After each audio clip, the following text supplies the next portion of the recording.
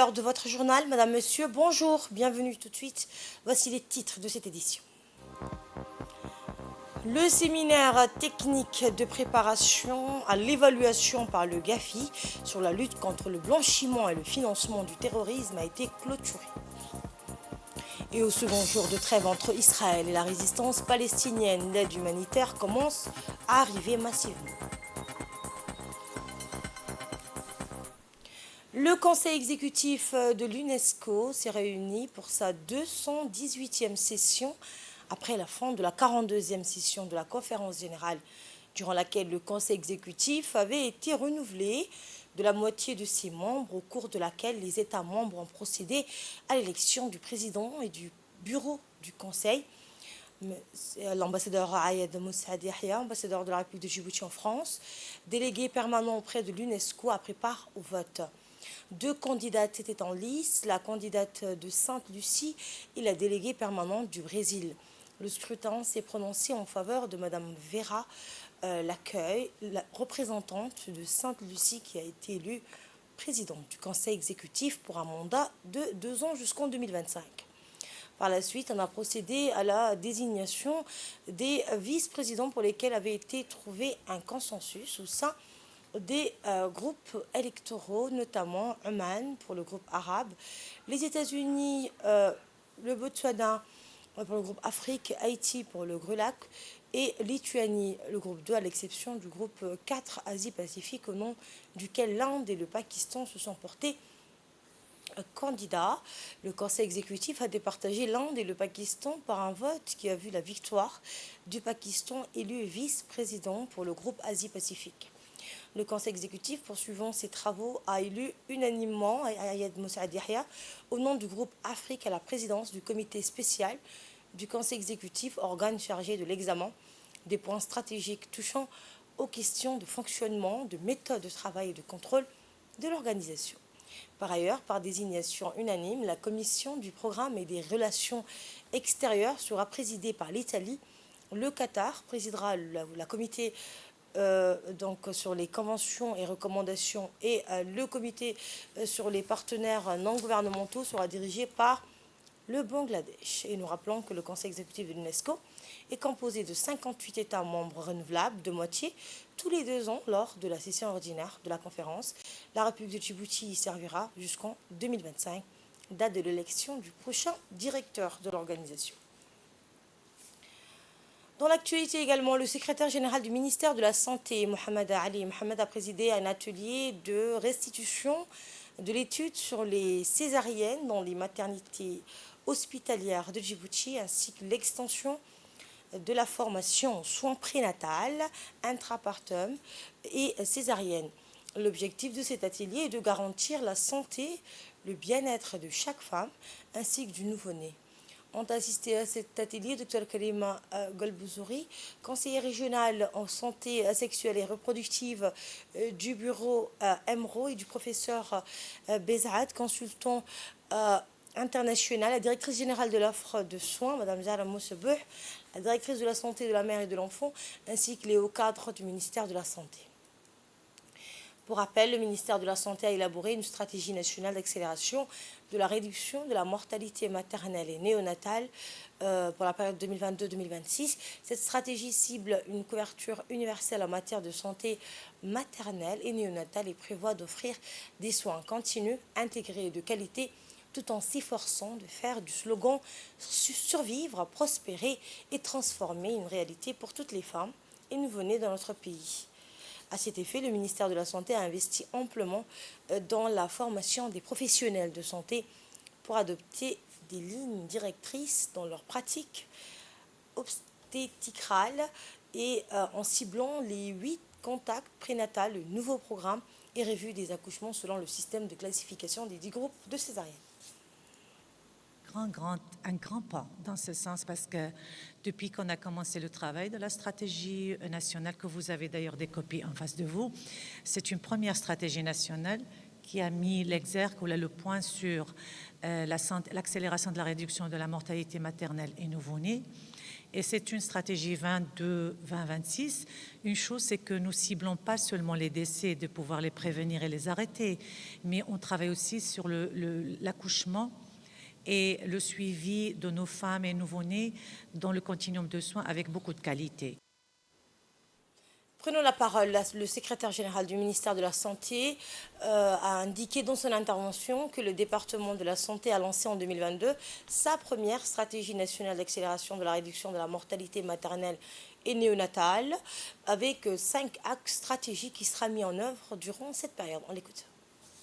Comme vous le savez, le ministère de la Santé a lancé en 2022 sa première stratégie nationale d'accélération de la réduction de la mortalité maternelle et néonatale pour les années 2022 à 2026. Cette stratégie cible 5 axes d'intervention qui sont mis en œuvre depuis l'année 2022. Ces axes se déclinent comme suit: l'amélioration de l'accès géographique, financière, psychologique, le renforcement de la qualité des services de soins de santé maternelle et néonatale à tous les niveaux de services de soins de santé, le renforcement de la gouvernance, du leadership national et de la redevabilité des différents acteurs du système, l'intégration des déterminants sociaux de la santé pour les services de soins de santé maternelle et néonatale, à travers la collaboration multisectorielle, l'engagement de tous les partenaires concernés par les services de santé maternelle et néonatale, y compris le secteur privé, la participation de la communauté et la mobilisation sociale. Et enfin, le renforcement du système d'information de la santé maternelle et néonatale, y compris la surveillance des décès maternels et périnataux. Mesdames et messieurs, l'axe 2 de notre stratégie nationale, qui est l'axe le plus important, met l'accent sur l'amélioration de la qualité de soins et des services de santé maternelle et néonatale. Le ministère de la Santé a développé et a adapté en 2022 les lignes nationales directrices pour la santé reproductive et maternelle en s'alignant aux recommandations les plus récentes de l'OMS pour le continuum de soins, notamment la planification familiale, les consultations prénatales avec 8 contacts, y compris la prise en charge des grossesses à risque, l'accouchement avec utilisation du nouveau parthogramme, l'adoption du système de classification des 10 groupes pour prévenir l'utilisation excessive de la césarienne qui expose les mères et leurs nouveau-nés à des complications sérieuses. Dans le cadre d'un projet d'assistance technique financé par l'Agence française de développement et mis en œuvre par l'expertise française, la Banque centrale de Djibouti a organisé un séminaire autour des enjeux de lutte contre le blanchiment et le financement terroriste. Cet atelier lancé par le gouverneur de la Banque centrale, Ahmed Ousmane, a vu la participation du représentant de la Banque centrale de l'île Maurice, le représentant de l'AFD, l'expert de la Banque de France, ainsi que des représentants nationaux des différents secteurs concernés. L'objectif de cette mission consiste à une préparation à des évaluations qui est, entre autres, l'évaluation du niveau de sensibilisation aux enjeux de l'évaluation du GAFIMOAN au sein du secteur financier et des autorités de supervision des autres entités du secteur financier et de professions non financiers désignées. Écoutez pour plus de précisions le gouverneur de la Banque centrale. Venons de clôturer une réunion qui a conclu 4 journées de travail et de sensibilisation sur la préparation du pays pour l'évaluation nationale des risques qui a débuté en septembre. C'est un exercice national, c'est un examen national qui concerne pas seulement les secteurs financiers, mais pratiquement tous les secteurs de notre pays, que ce soit la justice, la douane, les finances, le budget, les gardes-côtes. Tous les pays étaient mobilisés pour profiter du passage à Djibouti d'une forte délégation qui était composée de l'équipe qui a préparé l'évaluation nationale de l'île Maurice, essentiellement des cadres des services de renseignement financier de la Banque centrale de l'île Maurice.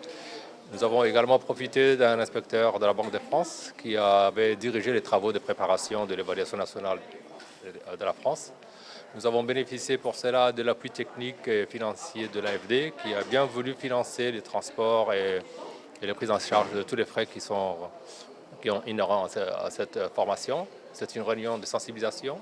Nous avons tiré le bilan de nos travaux qui ont commencé il y a pratiquement un an. Nous avons nous-mêmes procédé à une première évaluation qui nous a décelé les différentes failles de notre dispositif, qui sont pour la plupart corrigées, mais dont beaucoup restent aussi à parfaire. La République de Djibouti va célébrer demain, à l'occasion de la journée africaine de la statistique, sous le thème Moderniser les écosystèmes de données pour accélérer la mise en œuvre de la zone de libre-échange continentale africaine. À cet égard, le directeur général de l'Institut de la statistique de Djibouti, Dr Ibrahim Abdi Haji, a fait une déclaration dans laquelle il a évoqué l'importance de cette journée africaine. La voici. La journée africaine de la statistique, un moment bien au-delà de la simple commémoration. En effet, cette journée met en lumière le rôle crucial des statistiques dans notre développement national et la mise en œuvre de notre politique publique, économique et sociale. Sous le thème « Moderniser les écosystèmes de données pour accélérer la mise en œuvre de la zone de libre-échange continentale africaine », ZLECAf, nous explorons le rôle des statistiques officielles et des grands ensembles de données dans la transformation économique et le développement durable de l'Afrique.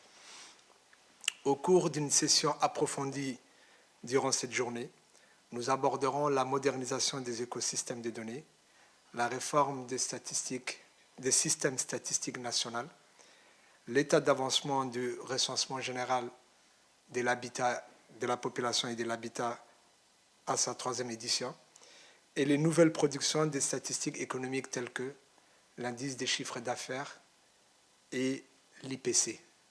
Nous cherchons à favoriser des échanges fructueux et conclurons cette journée par une cérémonie spéciale de remise des diplômes pour nos 20 ingénieurs des travaux statistiques diplômés de l'École nationale des statistiques de Dakar. Nos objectifs vont au-delà des chiffres. Nous visons à approfondir la compréhension du rôle crucial des statistiques dans les politiques d'intégration en Afrique. Nous cherchons à renforcer la collaboration entre acteurs économiques et sociaux, l'adhésion des parties prenantes à l'importance de leur implication dans le processus de production des statistiques de qualité est notre ambition. Cette journée vise également à promouvoir une meilleure connaissance des activités de l'Institut de la statistique de Djibouti, renforçant ainsi la confiance et la coopération des parties prenantes. Dans le cadre de la journée internationale du diabète, la circonscription de Djibouti 1, sous la tutelle de l'inspectrice et du directeur de l'école d'Anguela, a organisé avec succès une marche de 2 km intitulée Stop au diabète. Cette initiative visant à sensibiliser la communauté aux enjeux liés au diabète et à promouvoir un mode de vie sain a connu une participation remarquable. Plus de 200 personnes, parmi lesquelles des enfants, des parents et des cadres du ministère de l'Éducation nationale, ainsi que des membres de la société civile, ont pris part à cette marche encourageante et engageante. Nous saluons également à la présence. Cette marche a été participée activement par des médecins, des corps de la gendarmerie nationale, de la police, soulignant ainsi l'importance de la collaboration entre les secteurs de la santé et de la sécurité.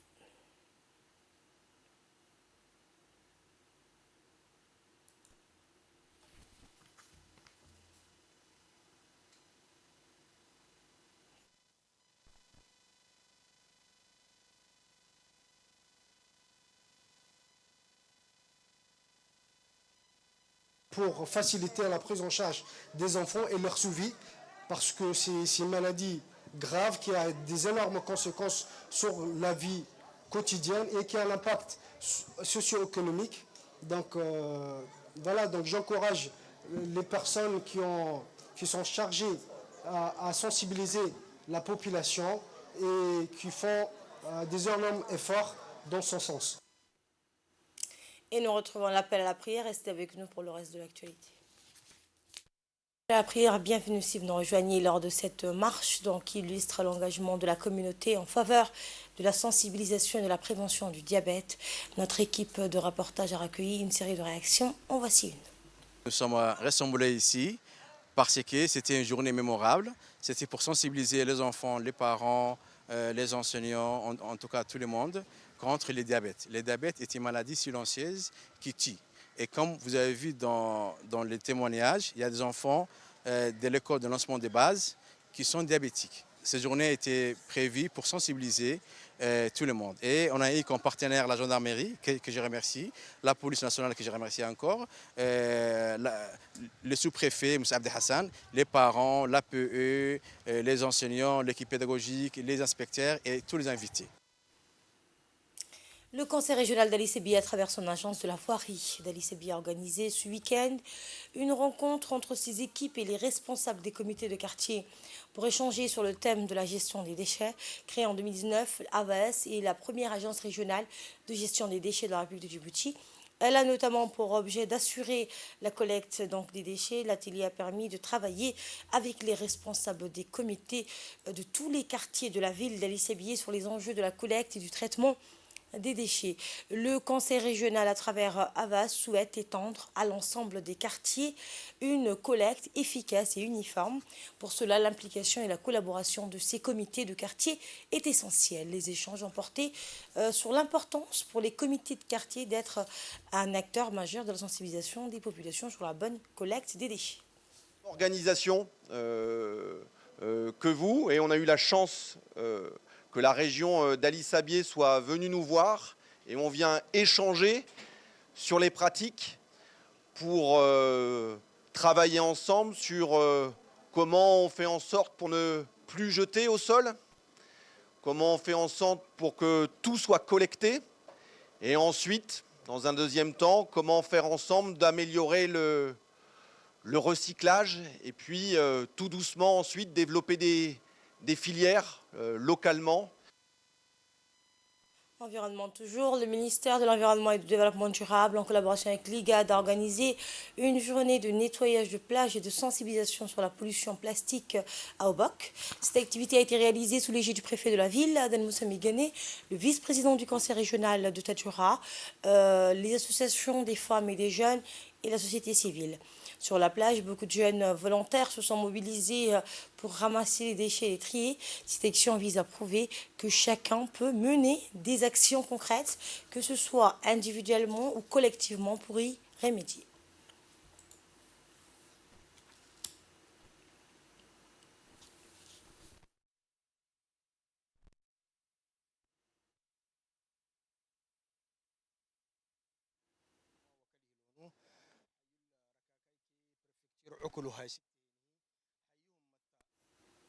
Le conseil régional de Tadjoura a délocalisé sa dernière session ordinaire de l'Assemblée générale à Dafeinatou, une localité emblématique de l'agriculture de Wérima. 3 points cruciaux ont été inscrits à l'ordre du jour, reflétant la vision stratégique du Conseil pour le développement régional, l'état d'avancement des projets, les différentes missions entreprises et le dialogue constructif avec la population. La plus grande partie du timing a été consacrée au dialogue avec la population. Le président du Conseil régional, Omar Hussein, a souligné l'importance cruciale de rester connecté avec les citoyens, de comprendre leurs besoins et d'encourager une participation active dans le processus de développement. Des échanges ouverts et constructifs ont eu lieu autour de la question agropastoralisme, créant un espace propice à la compréhension mutuelle et à l'alignement des objectifs. La séance s'est clôturée avec une visite des jardins de Dafeinatou. Cette immersion pratique a permis aux membres du Conseil de mieux appréhender les réalités du secteur agricole local et de discuter des solutions concrètes pour stimuler la croissance et la durabilité. Et en délocalisant cette session à Dafeinatou, le conseil régional du Tadjoura a non seulement honoré cette localité emblématique, mais a également démontré son engagement à écouter, agir et évoluer en étroite collaboration avec les communautés locales. Et maintenant, nous prenons la direction de la Somalie, dans la région de Modug, où le port de Hobyo s'apprête à subir une métamorphose majeure avec le lancement imminent d'un projet de construction d'un port international. Prévu pour débuter au début de l'année prochaine, ce projet suscite l'enthousiasme des autorités somaliennes.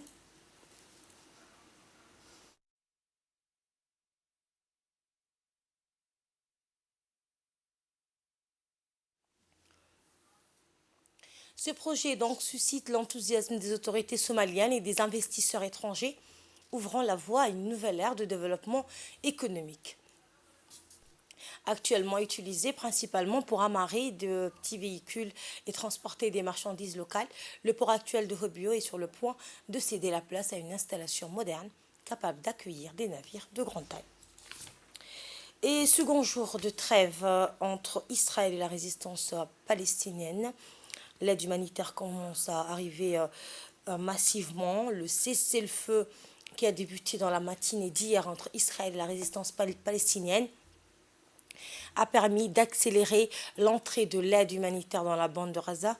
Selon le bureau de coordination entre Israël et l'autorité palestinienne, 200 camions sont entrés dans l'enclave. Au moins 137 ont été déchargés par des équipes de l'ONU, notamment du carburant et du gaz.